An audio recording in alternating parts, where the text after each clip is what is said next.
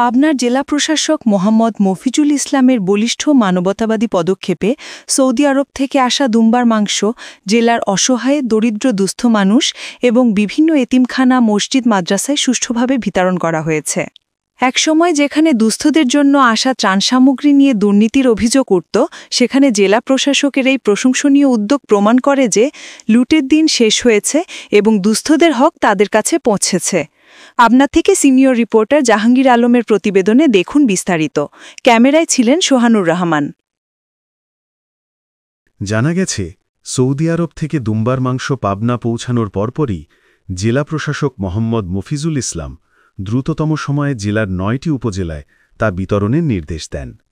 Pabna circuit house office থেকে সরাসরি উপজেলা প্রশাসনের প্রতিনিধিদের মাধ্যমে এই মাংস বিতরণ করা হয়, যাতে কোনো প্রকার অনিয়ম বা স্বজনপ্রীতির সুযোগ না থাকে।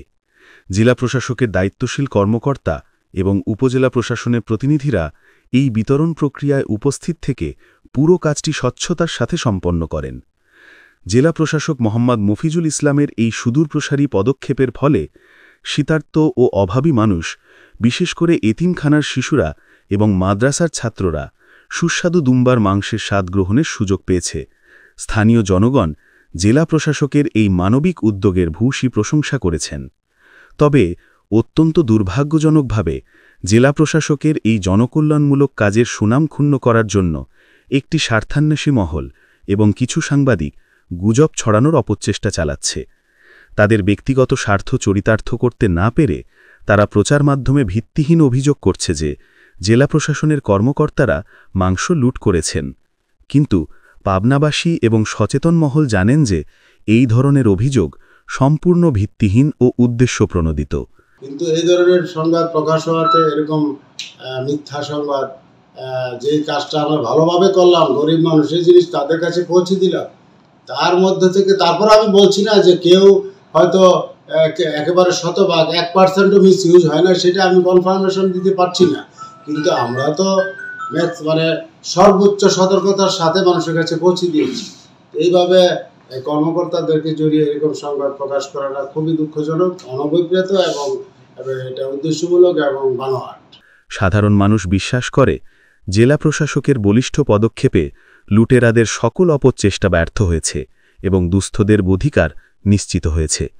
এমন জনমুখী প্রশাসনের বিরুদ্ধে কালিমা লেপনের হীন প্রচেষ্টা সাধারণ মানুষের কাছে কোনোভাবেই গ্রহণযোগ্য নয়। জেলা প্রশাসক মোহাম্মদ মফিজুল ইসলাম তার কর্মের মাধ্যমে প্রমাণ করেছেন যে তিনি জনগণের সেবায় সর্বদা নিয়োজিত। তার দৃঢ় পদক্ষেপ ও স্বচ্ছতা নিশ্চিত করার অঙ্গীকার পাবনার প্রশাসনের প্রতি সাধারণ মানুষের আস্থা আরও বাড়িয়েছে। জনগণ মনে করে জেলা প্রশাসকের এমন জনবান্ধব উদ্যোগ আগামী দিনও অব্যাহত থাকবে।